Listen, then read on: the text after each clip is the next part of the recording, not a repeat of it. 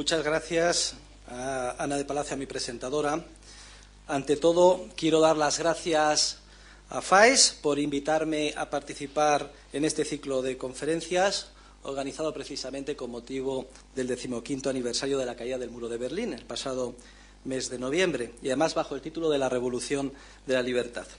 Tengo también que decir que es una enorme satisfacción para mí estar hoy aquí. Empecé mis estudios de economía y, por tanto, en gran medida lo que sé lo debo a esta institución. Los empecé aquí precisamente, en el aula 302, en la tercera planta, hace 32 años. Tenía casi pantalones cortos. Empecé a estudiar economía, ciencias económicas, con 16 años. Por tanto, gracias al CEU, hoy a la Universidad San Pablo. Y también agradezco a todos los que están hoy aquí presentes, a tanta gente joven, estudiantes, amigos, discípulos, profesores, como el profesor Infantino, es catedrático de la Universidad Guido Carli, que viene de Roma expresamente a escucharnos, antiguos profesores y compañeros, y a todos, pues, muchas gracias. En esta conferencia lo que voy a hacer es explicar, y lo voy a explicar en términos teóricos, porque yo soy catedrático de Economía y me muevo en el mundo de la teoría, aunque no escapará a la fina percepción de nadie que todo tiene un mensaje político.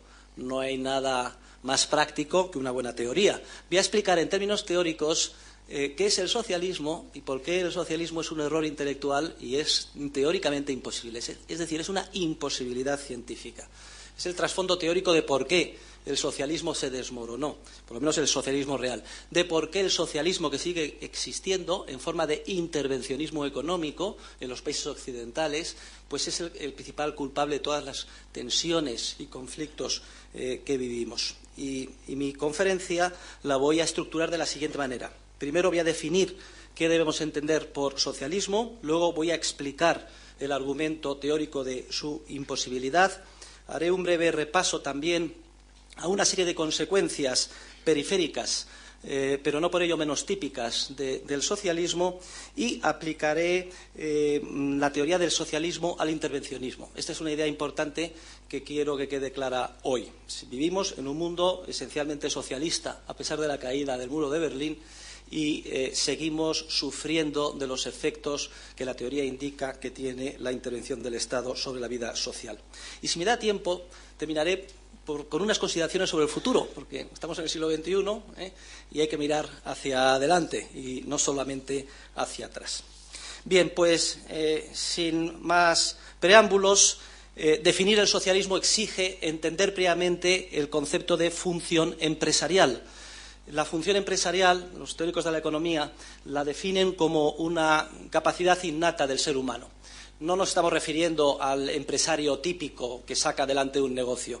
Nos estamos refiriendo a esa innata capacidad que tiene todo ser humano para descubrir, crear, darse cuenta de las oportunidades de ganancia que surgen en su entorno y actuar en consecuencia para aprovecharse de las mismas. De hecho, etimológicamente, empresario procede del latín, in emprehendo, prehendi, prehensum, que significa descubrir, darse cuenta de algo, agarrar. Es la bombilla que se enciende.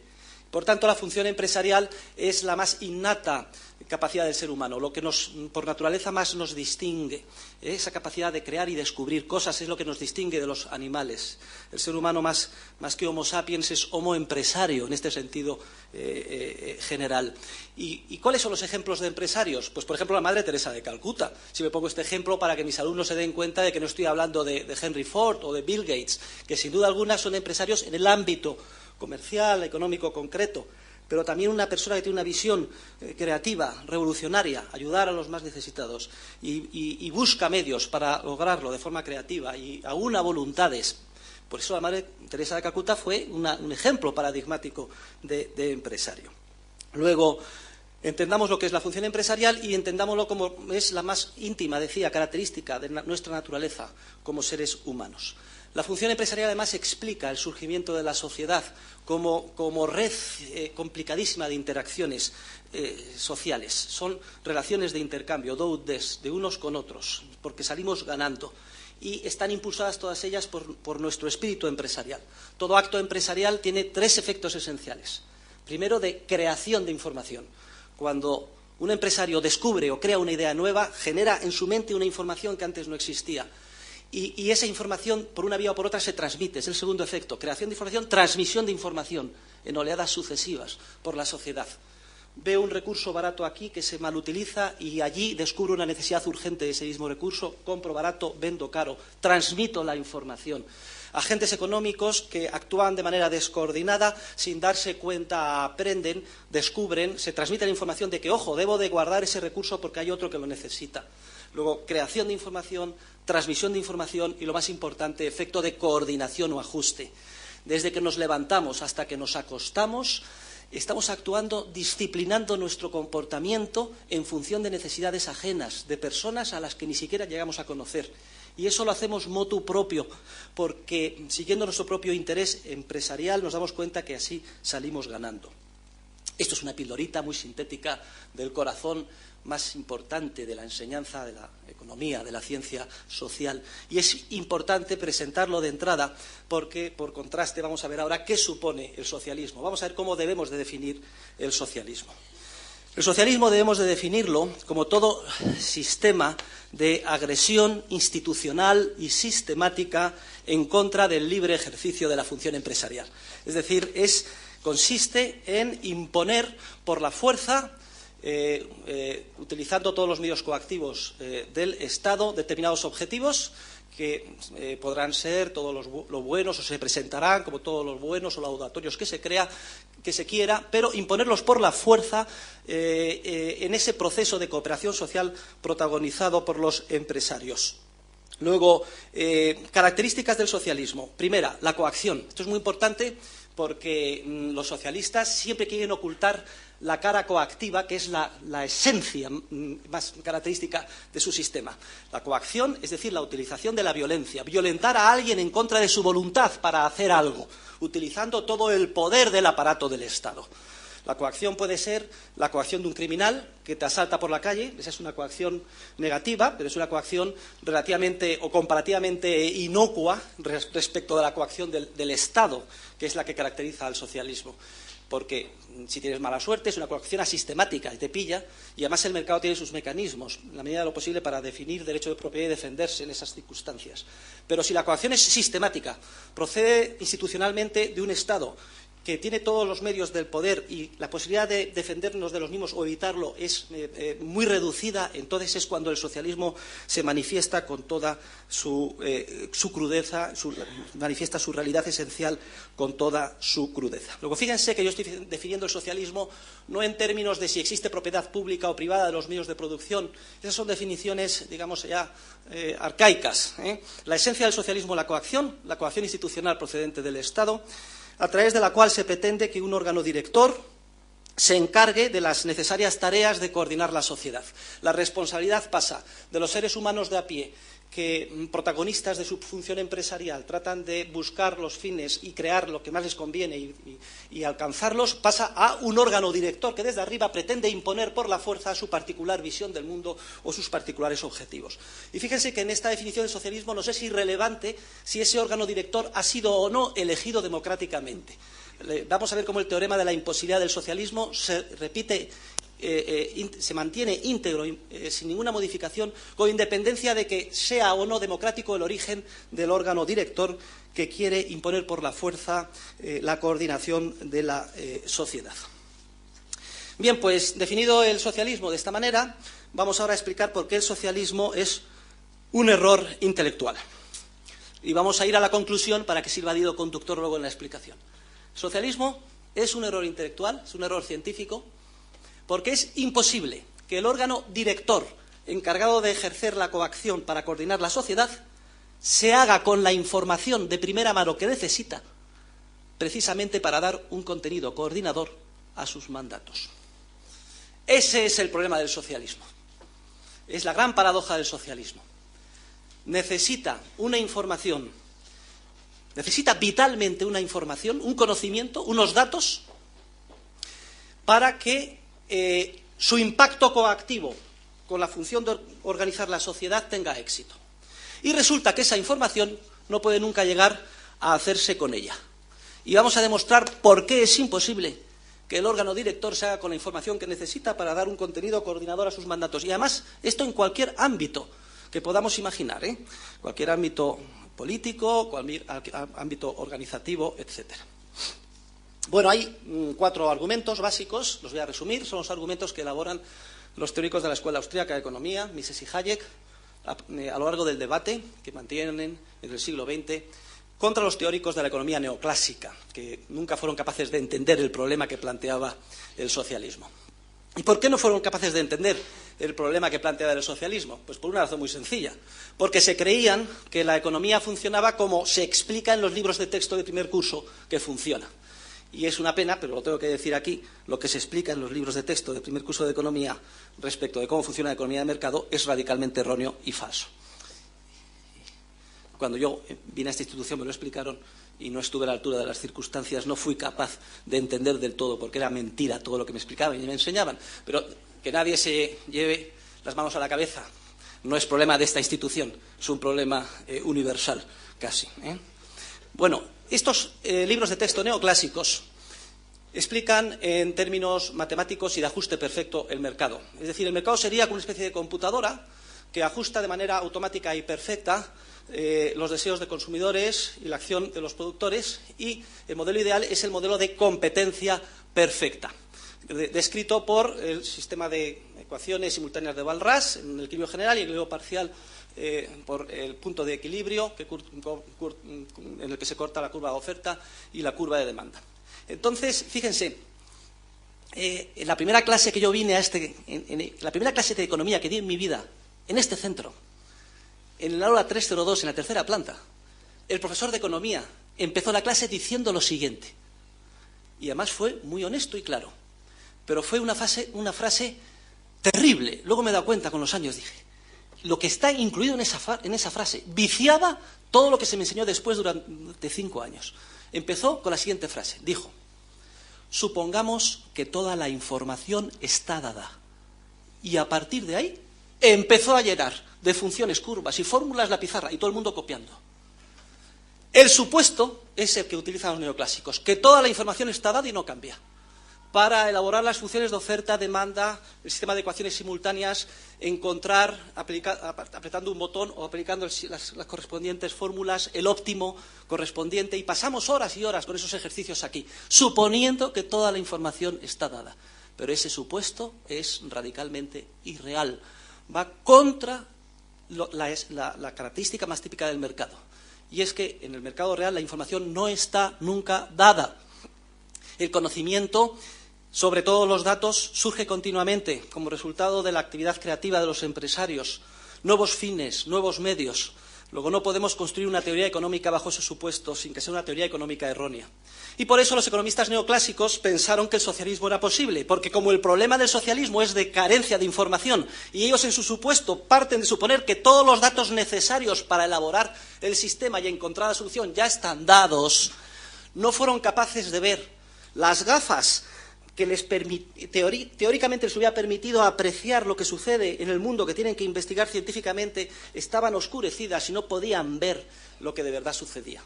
Solo una escuela de economistas, los economistas de la escuela austriaca, encabezados por Mises y Hayek, siguieron un paradigma distinto.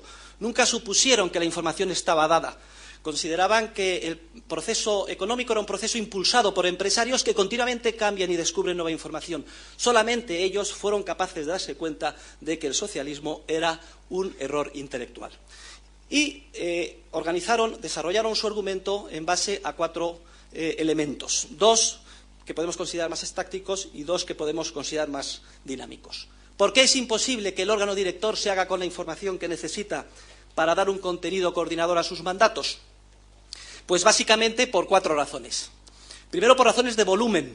Es decir, este es el argumento menos importante, porque es inmenso el volumen de información que manejamos los seres humanos. Y a nivel global, miles de millones, 7.000 millones de seres humanos. Lo que tenemos en nuestra cabeza es un volumen inmenso. Este es el argumento de volumen que quizás sí podrían entender los neoclásicos, pero es el argumento más débil, el menos importante.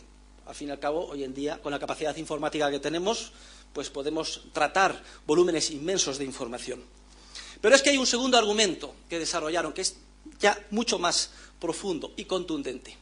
Y es que la naturaleza de la información que se maneja en el mercado no es una información objetiva, no es la información que está, por ejemplo, impresa en una guía de teléfonos, que de manera objetiva se pueda comprar, vender y saber dónde está o descubrir. La información empresarial tiene una naturaleza radicalmente distinta. Es una información subjetiva, no objetiva. Es una información tácita. ¿Qué significa que es una información tácita? Significa que sabemos algo, un know-how, pero no sabemos en qué consiste detalladamente, el know that. Expresado de otra forma, es la información del que sabe montar en bicicleta. Oye, explícame las fórmulas de la física matemática por la cual mantienes el equilibrio en las curvas y no te caes. Oye, yo no tengo ni idea. Yo solo sé que de pequeño me subí a una bicicleta, así es como aprendí yo, no sé ustedes, en el Escorial y me tiraron una y otra vez y me caí, me hice sangre en la rodilla, pero no sé cómo a la cuarta o quinta vez descubrí el sentido del equilibrio y que al torcer en las curvas tengo que inclinarme, etcétera, y no me caigo. No creo ni siquiera Indurain sepa por qué leyes científicas, racionalizadas y objetivas se mantiene de pie y ha ganado el Tour. Pero tiene el conocimiento, el know that, de cómo sacar adelante eso. La información tácita es una información que no se puede plasmar de manera formalizada y objetiva ni trasladar a ningún sitio, y menos a un órgano director. Solo se puede transmitir a un órgano director para que éste asimile y coaccione, dando contenido coordinador a los mandatos, una información unívoca que no se preste a malentendidos y formalizable. Cuando resulta que la mayor parte de la información de la que depende el éxito de nuestras vidas no es objetivable de esa forma, no es información de la guía de teléfonos, sino es información subjetiva y tácita. Es como el darnos cuenta empresarialmente de que conseguiremos nuestro fin yendo a la guía de teléfonos, pero no es el número concreto que está allí en la guía de teléfonos. Pero no bastan estos dos argumentos, el argumento de que la información es de un volumen enorme y además de carácter tácito. Es que hay dos argumentos dinámicos que son todavía mucho más contundentes y que implican la imposibilidad del socialismo. Y es que, como he dicho antes, los seres humanos de a pie, y esa es nuestra naturaleza, y lo siento por los tratadistas de economía neoclásica, así hemos sido creados, y es lo que nos distingue, estamos dotados de una innata capacidad creativa. Continuamente descubrimos nuevas cosas, nuevos fines, nuevos medios. Luego, difícilmente se va a poder transmitir a un órgano director la información o el conocimiento, por ejemplo, que todavía no ha sido creado por los empresarios. El órgano director se empeña en construir un nirvana social vía mandatos, boletín oficial del Estado y coacción. Pero claro, para eso tiene que saber qué pasará mañana, para que el resultado sea positivo y coordine. Y lo que pase mañana depende de una información empresarial que todavía no se ha creado hoy. No la podemos transmitir hoy para que nuestros gobernantes nos coordinen bien mañana. Esa es la paradoja del socialismo. Pero no para aquí, decían Mises y Hayek. Fíjense, tres argumentos, volumen, carácter tácito de la información y que la información está continuamente cambiando. Es que hay un cuarto argumento que es el argumento además definitivo. Resulta que la propia naturaleza del socialismo que hemos definido se basa en la coacción. El impacto coactivo sobre el cuerpo social, sobre la sociedad civil, bloquea, dificulta o imposibilita, allí donde precisamente impacta y en la medida en que impacte, la creación empresarial de información, que es precisamente la que necesita, como agua de mayo, el gobernante para dar un contenido coordinador a sus mandatos. Luego, esa es la demostración, en términos científicos, de que el socialismo es teóricamente imposible, porque no puede hacerse con la información que necesita para dar un contenido coordinador a sus mandatos. Y fíjense ustedes que este es un análisis puramente objetivo y científico. Nos da lo mismo que el órgano director. O sea, no pensemos que el problema del socialismo es que los que están arriba son malos. Voy a poner nombres para dar un poco de morbo a la conferencia. Está Felipe González. Todo se solucionará cuando quitemos a Felipe González y pongamos a José María Aznar. O otros en otro ámbito. Mire, el problema es que Juan Pablo II no era el gobernante del mundo. Lo que quiero decir es que aunque imaginemos la persona que podamos concebir con mayor bondad, con mejores fines, con más buena voluntad y con mejores conocimientos, si se empeñara en organizar el mundo en base al esquema coactivo socialista, convertiría el mundo en un infierno. Porque es imposible, dada la naturaleza del ser humano, que se pueda conseguir el objetivo o el ideal socialista. Y sin embargo, el ideal socialista nos atrae muchísimo. Nos atrae muchísimo porque el ser humano, de alguna manera, se rebela contra su naturaleza.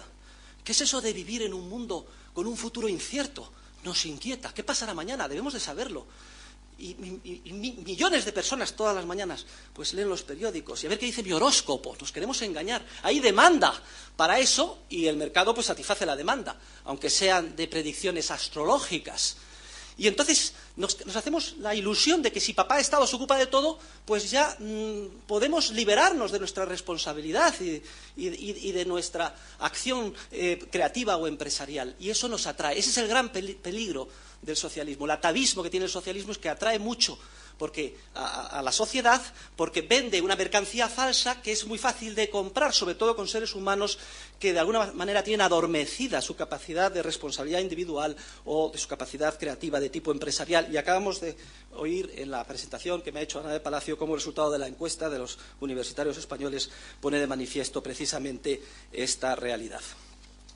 Bien, el socialismo, ya hemos descrito su esencia más característica. Vamos a ver ahora una serie de consecuencias periféricas que tiene el socialismo, porque seremos capaces de identificar con nuestra realidad cotidiana muchas de ellas.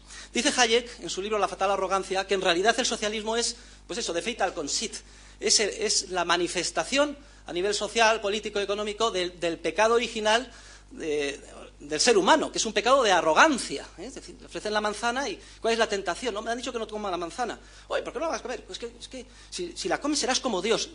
El ser humano tiene una tendencia al pecado de soberbia, a querer ser Dios, es decir, omnisciente, y poder decidir ad hoc, según las circunstancias del caso, y conseguir lo que quiera.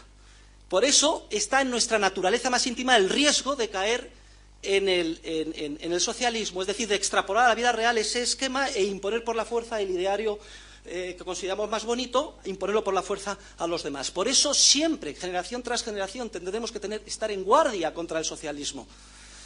Saber que nuestra naturaleza es creativa, es de tipo empresarial, que nos amenaza esa tentación de soberbia y que, por tanto, tenemos que estar en guardia ante ella. El socialismo siempre lo tendremos con nosotros. No es un tema solo de siglas o de partidos políticos en determinados contextos históricos, sino que se nos infiltrará de manera sinuosa en comunidades, familias, barrios, partidos políticos de derechas y liberales. Siempre tenemos que estar en contra de esa tentación estatista, porque está, digamos, es el peligro más original que tenemos en los seres humanos, la tentación más grande que tiene el ser humano, que es la de creerse Dios, es decir, la de considerar que es capaz de superar ese problema de ignorancia ineradicable que supone en su esencia el sistema socialista. Por eso, el socialismo siempre es resultado de un pecado de soberbia intelectual. Detrás de todo socialista hay un arrogante, un intelectual soberbio, y eso lo podemos constatar en todos los ámbitos. Características periféricas del socialismo. Bueno, pues descoordinación y desorden social. He dicho que el acto empresarial puro coordina. Luego, siempre que el socialismo incide coaccionando, se produce un efecto de descoordinación. Ponía el ejemplo antes. Aquí se malutiliza un recurso, aquí se necesita con urgencia. Entonces, el empresario se da cuenta de que hay una oportunidad de ganancia. Compra barato, vende caro. Transmite información y coordina. Dos personas que cada uno iba en contra del interés del otro, ahora sin darse cuenta, actúan de forma coordinada o ajustada. El socialismo, al impedir por la fuerza eso, en mayor o menor medida, y en la medida en que tenga éxito, descoordina o desajusta. Por eso, todos los conflictos sociales, en cualquier área que podamos ahora concebir, y todos tenemos en la mente, desde los atascos de tráfico hasta la escasez de vivienda, etcétera, son resultado del socialismo, es decir, de medidas de intervención coactiva sobre una parcela concreta de la sociedad. Siempre veremos los efectos de descoordinación, frustración de planes, siempre allí donde incida y en la medida en que incida la acción intervencionista y coactiva típica del socialismo. Lo curioso es que los socialistas, cuando observan y se hace obvio el desajuste, la descoordinación, el conflicto y el agravamiento del problema, ¿saben cómo suelen reaccionar ante esa realidad? Demandando ulteriores dosis de socialismo, es decir, más coacción institucional. Y así en un proceso en el que los problemas, en vez de solucionarse, se agravan indefinidamente, con más peso cada vez del Estado. Por eso es típico también del socialismo el totalitarismo. El ideal socialista exige, en esa dinámica, abarcar sus tentáculos por todos los intersticios sociales. Luego, como consecuencias periféricas del socialismo, tenemos esa descoordinación, ese desorden creciente que se utiliza para justificar mayores dosis de socialismo, de intervención, en una dinámica hacia el totalitarismo que parece que nunca acaba. Otra característica del socialismo es dar bandazos. Se prueba, se ve, se intenta más, se agravan los problemas y luego se da un bandazo de política y se intenta la coacción de otra forma, de una manera errática.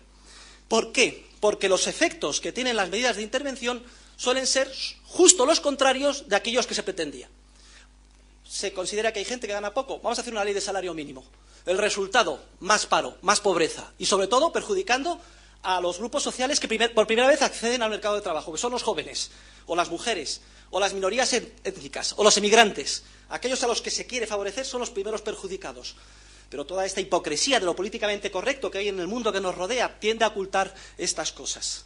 O se monta la política agraria comunitaria, se inunda de productos en base a subvenciones o precios políticos la Unión Europea, se perjudica a todos porque tenemos que pagar precios más caros y además los impuestos para todo el montaje. Y además arruinamos al tercer mundo porque inundamos los mercados internacionales a precios irrisorios para quitarnos estos excedentes.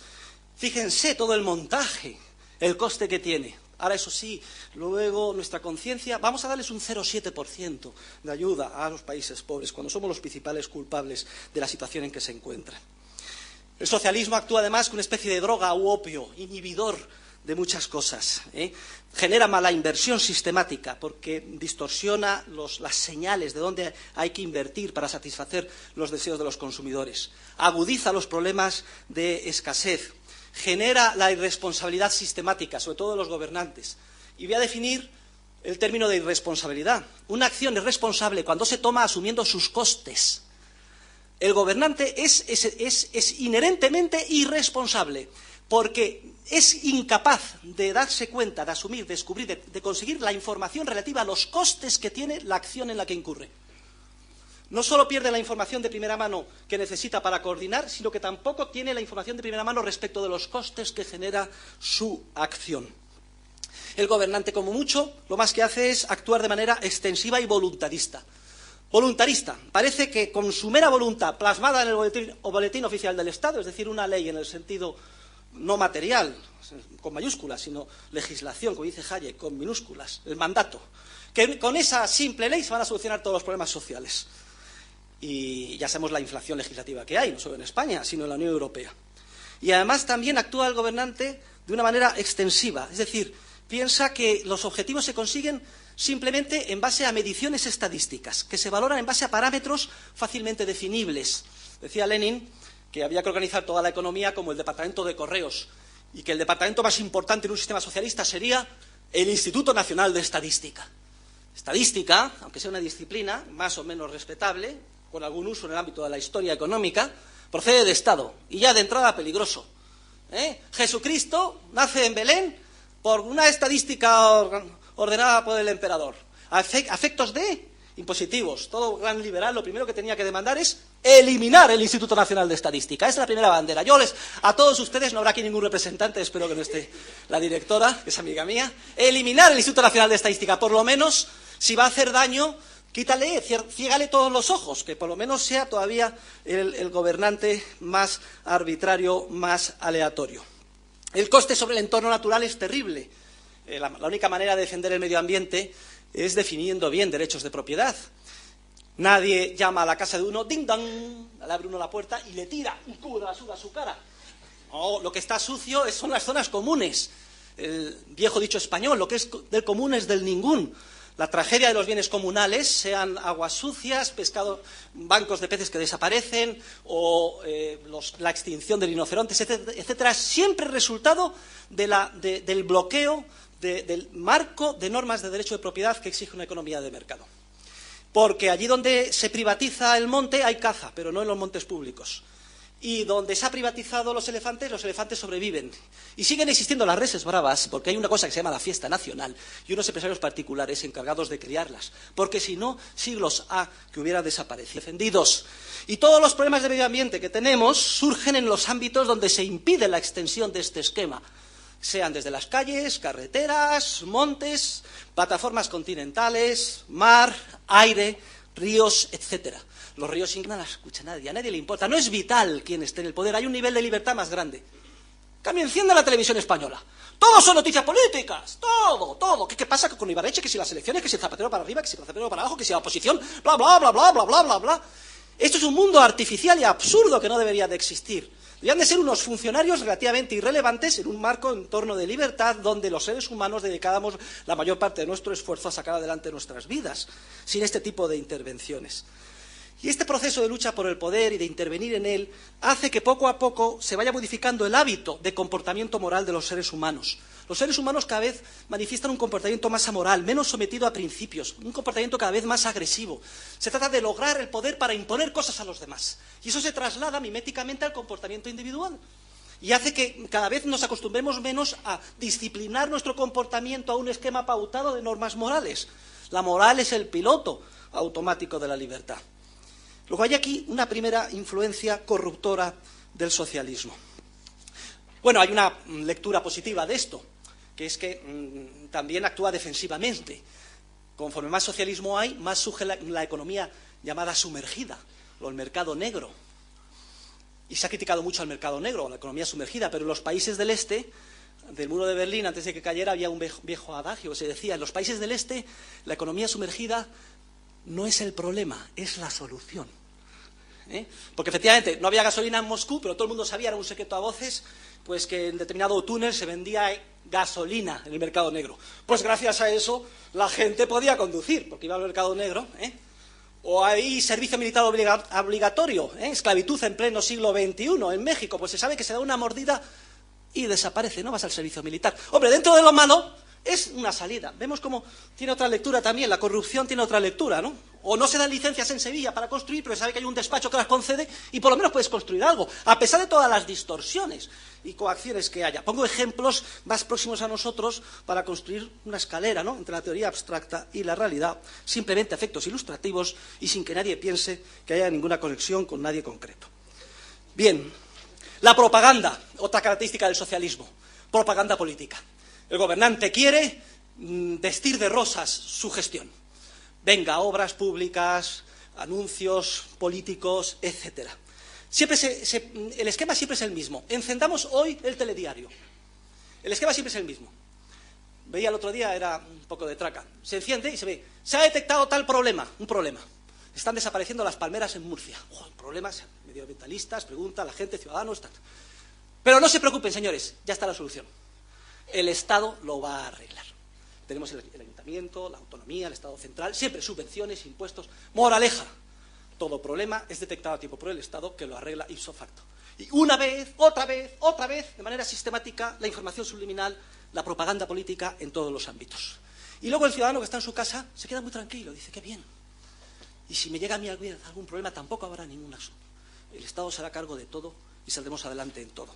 Y eso pasa a los hijos y a los estudiantes universitarios ingenuos, como nos acaba de decir Ana de Palacio.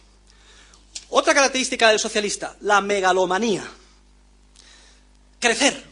Las organizaciones burocráticas, los funcionarios, los políticos, no están sometidos a una cuenta de pérdidas y ganancias. No tienen que responder a una cuenta de pérdidas y ganancias, en la que hay unos ingresos, unos gastos, y si te pasas en los gastos, pues cosechas pérdidas y te arruinas y te expulsan del mercado. No.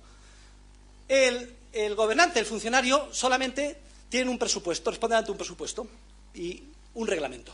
Entonces, lo que ellos quieren, no es que sean personas malas. Vamos a ver, yo no me gustaría que de aquí se llegara a la conclusión de que yo pienso que los gobernantes o los socialistas son demonios o gente perversa. No, créanlo ustedes o no, son igual de malos o de buenos que cualquiera de nosotros. Sorprendente.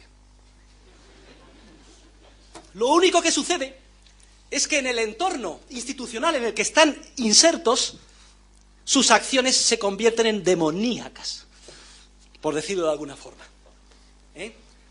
Entonces, ¿ellos qué quieren? Pues lo que queríamos nosotros. A mí me quitan de...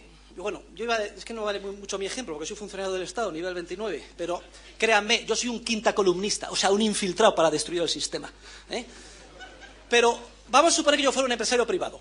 Me quitan de mi contexto de empresa privada y me meten en el Estado, ¿y qué es lo que pido? Pido más funcionarios, más presupuesto y además digo que mi agencia es vital.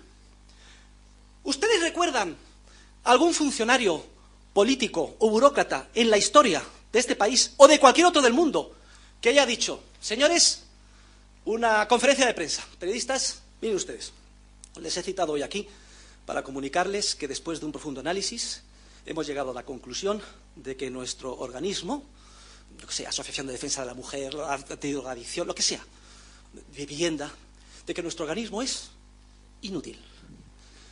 Y que como tiene un coste superior a los ingresos que damos a la sociedad, he propuesto a mi responsable gubernamental, a mi ministro, que nos elimine, nos liquide, nos despida a todos, se elimine el epígrafe presupuestario y se anule. Nunca, todas, en todos los ámbitos, todos los contextos, todos los gobiernos, señores, es vital el papel que estamos haciendo. Y venga, estadísticas, campaña publicitaria, etcétera. ¿Qué sería de las mujeres, de los drogadictos? Lo que ustedes quieran. De las focas, lo que quieran. Y, trágicamente, tenemos muy poco presupuesto. Necesitamos más. ¿Y cuánto más? ¡Mucho más! ¿Pero sería suficiente esto? ¡El doble! ¿Pero hay algún límite? ¡No! ¿Y cuál es el principal problema que usted tiene? Que no tengo medios. Necesito más funcionarios. Oye, pobrecillo, pues vamos a dárselos. Esto, aunque parezca una parodia, es así. Y entonces va creciendo.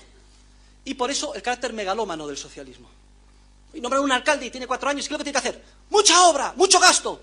Claro, tiene un problema con los impuestos. Y ahora, pues un ministro, que es que será sinvergüenza que cabroncete, que nos ha puesto que tiene que estar el presupuesto equilibrado. No, eso no. Presupuesto equilibrado, ¿pero por qué?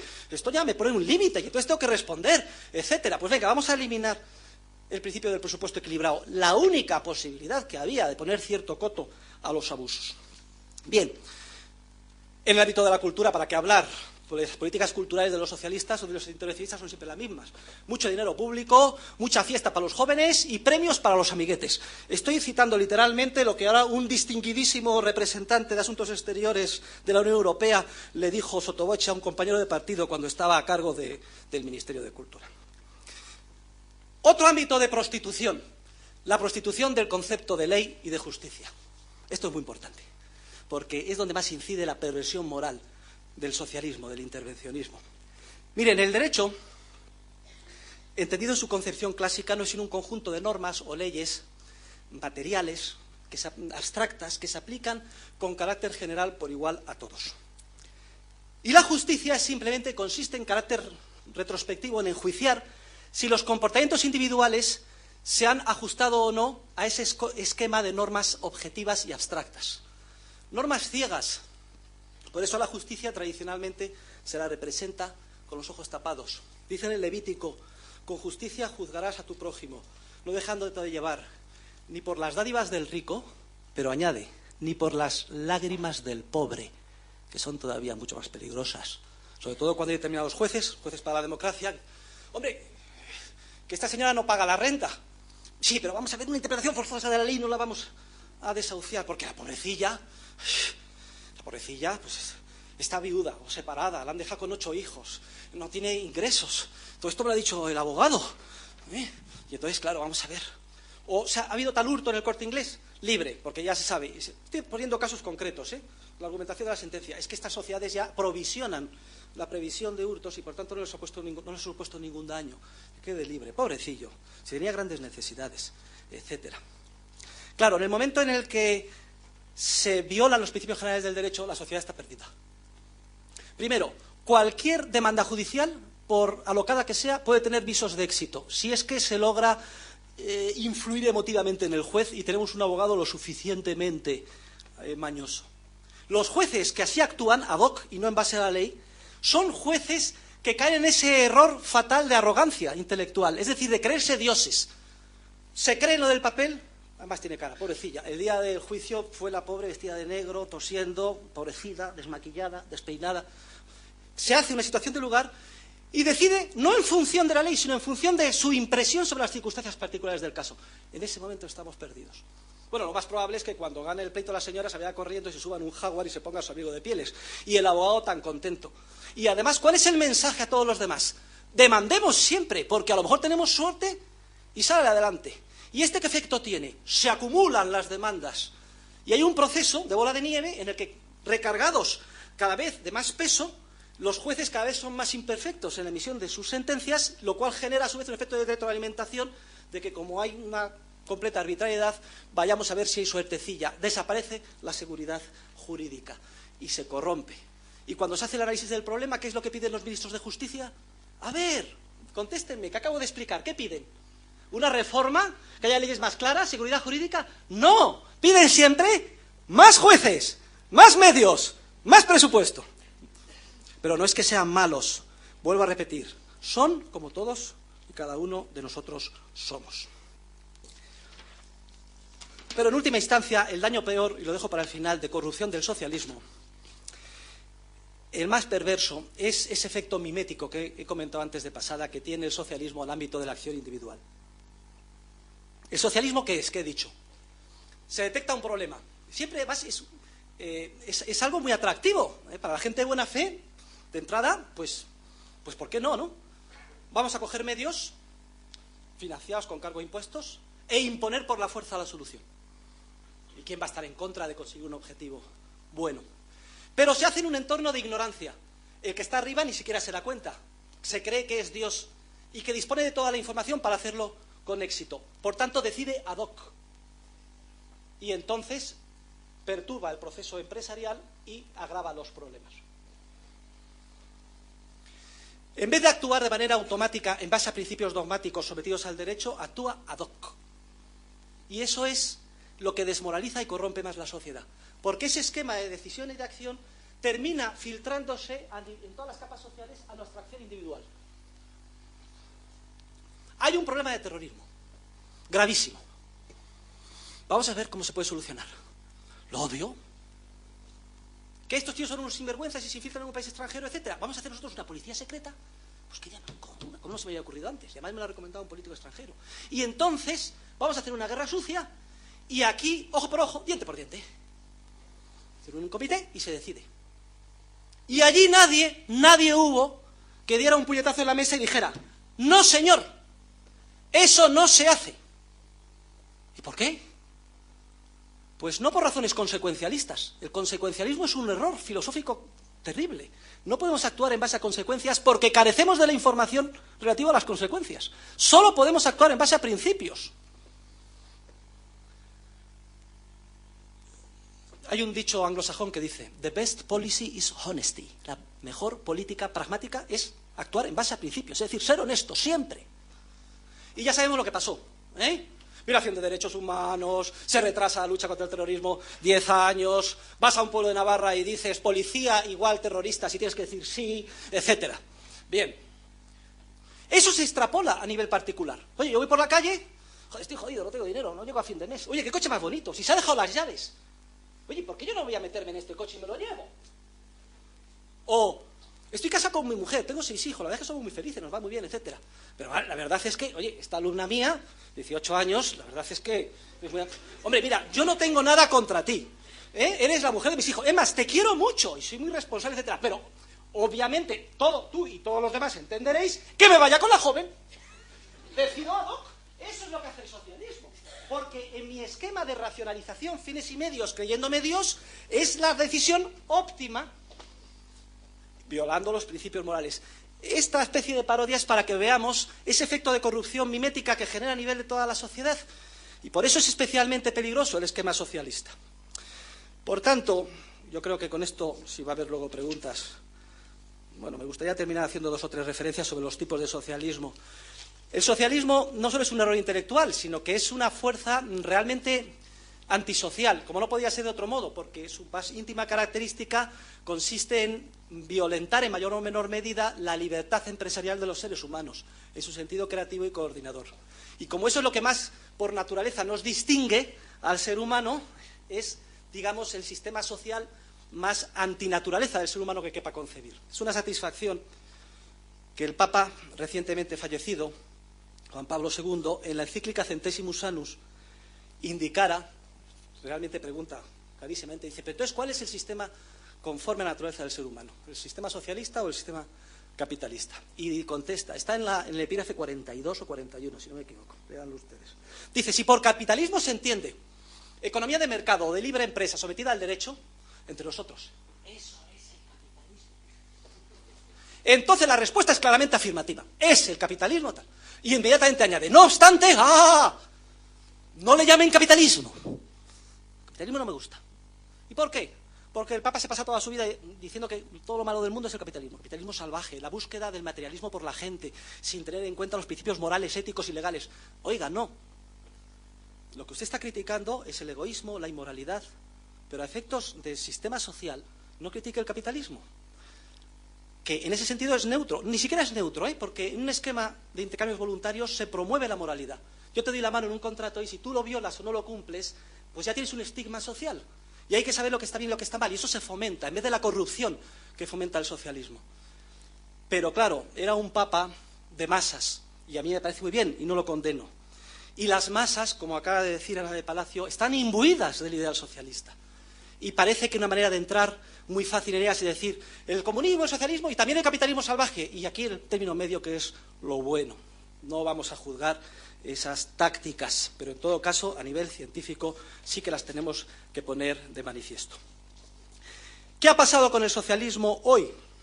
Pues muchos piensan que el socialismo hoy ha fracasado, ha desaparecido, se ha diluido como un azucarillo en un vaso de agua. Sí y no. Eso ha pasado con el socialismo real, pero nuestras sociedades siguen profundamente imbuidas de socialismo. Las diferencias entre los partidos llamados de izquierdas y de derechas en esto son de grado.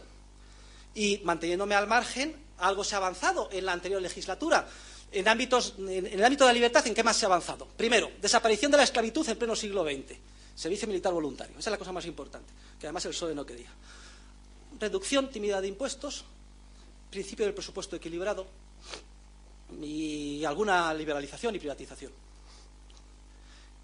Tampoco era para tirar cohetes, pero hay que ser conscientes que la inmensa mayoría de 10 millones, 11, 12 millones de votantes del partido que estuvo en el poder era socialista. Luego, entonces, poco más se podía hacer. La misión es nuestra, de los intelectuales, de los second-hand dealers of ideas, de los profesores en la universidad, de ir cambiando el espíritu, y sobre todo de los jóvenes que nos escuchan, que es gente no comprometida y capaz de salir a la calle a pecho descubierto a defender los ideales. Esa es la misión nuestra para que luego los políticos vayan cosechando esos nuevos aires de libertad y llevándolos a la práctica en la medida de lo humanamente posible. Debiendo de reconocer también que no es que los políticos no tengan ningún ámbito de libertad, también tienen y pueden, dentro de lo malo, ir hacia políticas menos dañinas que otras. Hay un enorme grado de socialismo, entre el 40 y el 50% del Producto Interior Bruto de los países del mundo occidental moderno está gestionado por la administración pública, un enorme grado de regulación y ahora parece que los vientos van todavía más en esa línea. Lo que pasa es que afortunadamente el Gobierno no ha hecho nada en un año y eso es ciertamente positivo porque lo que se había anunciado que se iba a hacer era todo menos una cuestión errónea. Voy a terminar con una anécdota curiosa. Organizamos con Expansión en la Universidad de Verano de la Complutense un seminario el pasado mes de julio y intervinimos primero Pedro Solbes, luego yo y luego Miguel Ángel Fernández Ordóñez. Yo expuse el modelo liberal puro y inmediatamente al contestarme Miguel Ángel Fernández Ordóñez dijo: profesor Huerta, el socialismo del señor Zapatero es idéntico a lo que usted propone, con los siguientes matices diferenciadores. Tome nota. Número uno, matrimonio de homosexuales. Número 2, mayor sensibilidad en el medio ambiente. Número 3, otra idea sobre la organización territorial de España. Y número 4, talante. Yo no sé si fue o no una butad, pero el caso es que dentro de lo malo no ha sido tan malo, porque se ha dedicado el Gobierno todo el año a encrespar los ánimos sobre estos temas periféricos y no se ha hecho nada en economía, lo cual es, repito, ciertamente positivo, porque el Gobierno anterior no lo había hecho tan mal. Pero qué cosa, si yo quería haber dado una conferencia solo de teoría económica, sin ninguna conexión política. Desde el punto de vista ideológico, los partidos de izquierdas han perdido todo su apoyo intelectual y fundamento, y entonces se han refugiado en estos temas periféricos. Medio ambiente, los verdes, la antiglobalización, etcétera, están totalmente perdidos. La pena es que el resto de la ciudadanía o los otros partidos todavía no se hayan imbuido de una doctrina teórica basada en principios, sana, sobre cuál es el único futuro de la sociedad. Yo espero que con la ayuda de los aquí reunidos seremos capaces de cambiar la evolución de los acontecimientos en el futuro. Muchas gracias.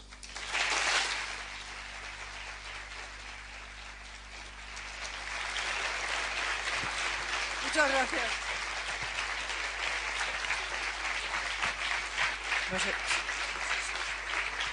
Muchas gracias, profesor Huerta Soto.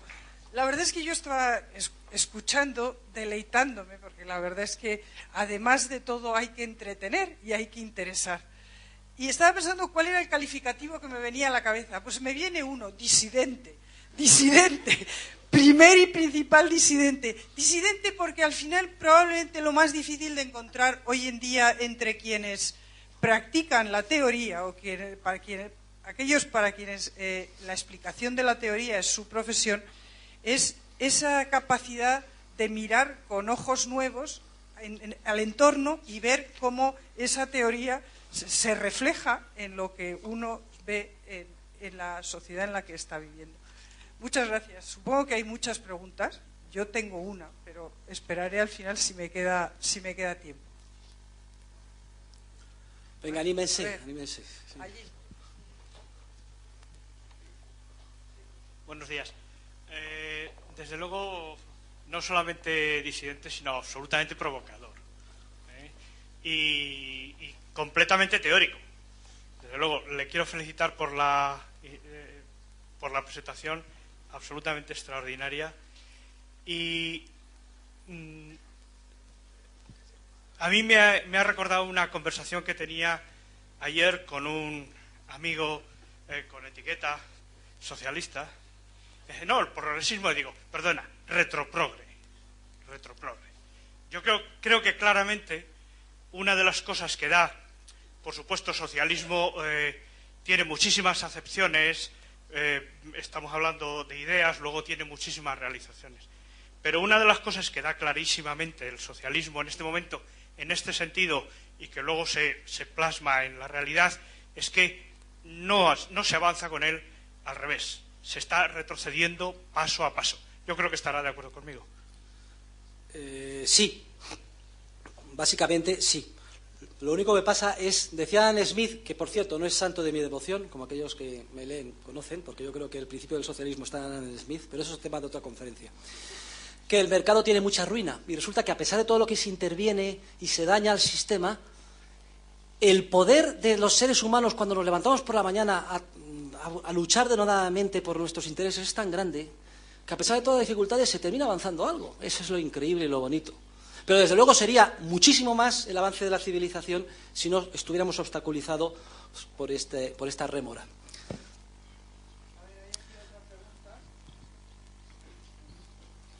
Sí, mi pregunta va dirigido a los socialistas de todos los partidos políticos.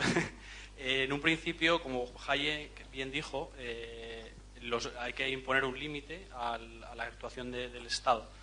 ¿Cuál es el límite dentro de la posibilidad de una Europa en la que ahora mismo pues, este socialismo efectivo está implorando? Si es que existe. Gracias. Uy, aquí ha tocado usted justo lo que yo quería decir al final y no he dicho. Y lo voy a decir ahora. Los liberales, les voy a decir cómo está la situación en la sociedad montpellerín y a nivel de puramente teórico, Es decir, para el siglo XXI, a finales, como se podría ver en la Unión Soviética en el año 30 y 40, cuando todavía no se podía prever su caída. Están divididos en dos bloques. Un bloque piensa que merece la pena seguir luchando por poner límites al Estado dentro del esquema actual. Es decir, control del gasto público, reducción de presupuestos, presupuesto equilibrado y separación de poderes, básicamente. El otro bloque, sin decir que esto sea negativo, ha tirado la toalla y ha llegado a la conclusión de que es incompatible el liberalismo con la democracia tal y como hoy se la conoce. En este segundo, democracia viene demos, pueblo, kratos, poder absoluto, y eso es lo que no nos gusta. Entonces Hayek desarrolla una reforma democrática para quitar la parte de kratos y dice que él no es demócrata, que él es partidario de la isonomía, ley igual para todos, o la demarquía, que manda el pueblo, pero no con poder absoluto. Ese sería, digamos, el más tibio del segundo bloque, porque lo que hoy se está discutiendo, lo que hoy estamos investigando es cómo se puede organizar una sociedad sin Estado. Es decir, en el que todos los servicios públicos, incluyendo defensa y seguridad, sean proporcionados por empresas privadas. Ese es el modelo anarcocapitalista que por primera vez se enuncia por Gustave de Molinari a finales del siglo XIX y tiene distinguidísimos teóricos como Murray y Rothbard. Hay dos teóricos que están estudiando cómo llegar al modelo anarcocapitalista y les menciono solo dos nombres. Uno, el catedrático de la Universidad de Zúrich, Bruno Frey, que propone lo que él llama los Functional Overlapping Competing Jurisdictions. Son jurisdicciones solapadas en competencia de carácter funcional y sin adscripción territorial. Ejemplo, Iglesia Católica. Bueno, pues él lo que propone es que se adscriba cada ciudadano a una de esas organizaciones solapadas para la provisión de todos los servicios públicos y que entre ellas lleguen a acuerdos, algo equivalente a las normas de derecho internacional privado que ahora tenemos, para solucionar los conflictos, de manera que ya no haya estados. El Estado se considera que no dentro de muchas décadas se pensará que es una oscura reliquia de la historia o un anacronismo absurdo que hay que desmontar. El otro teórico es Hans Hermann Hoppe. Hoppe es partidario de lo que llamaríamos síndrome Valle d'Arán. El otro día lo leía. El Valle d'Arán quiere declararse independiente. Yo estaba encantado, fenomenal, qué contento estará Jordi Pujol y compañía. La filosofía de él es que hay que desmontar el Estado en piezas pequeñitas y cuanto más pequeñitas mejor. Y que una Europa, como era Alemania antes de la unificación, Alemania tenía 200 estados libres y 200 ciudades libres. Goethe era ministro de defensa de uno de esos estados. Solo tenía en sus órdenes 600 soldados. Con 600 soldados hace muy poco daño. Había un idioma único, el alemán, y libertad de circulación en las fronteras, y una moneda única. Y fue un esplendor de desarrollo del liberalismo, Humboldt, etc. Alemania empezó a hacer daño cuando se unió en un solo estado grande. Small is beautiful and efficient. Lo pequeño es bonito y eficiente, dice Hoppe. Y una Unión Europea con miles de ciudades-estados, enclaves, Mónacos, Andorras, etcétera, unida por autopistas informáticas y físicas, en un entorno de libertad y con una moneda única no pública, que sería el oro, sería el cuerno de la abundancia y el poderosa fuerza impulsora de la civilización que cabe concebir. Eso es lo que estamos pensando los teóricos del liberalismo en este momento.